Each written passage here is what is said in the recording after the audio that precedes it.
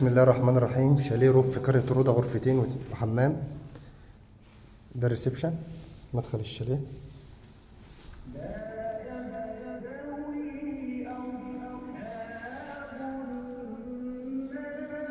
بدون الفرش. هو الشاليه بدون الفرش. ده المطبخ، ودي غرفة،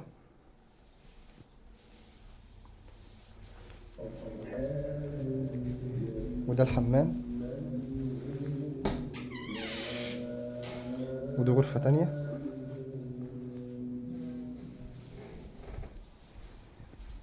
وده الروف.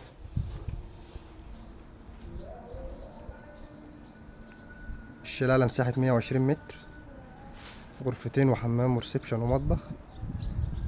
الشاليه بدون الفرش.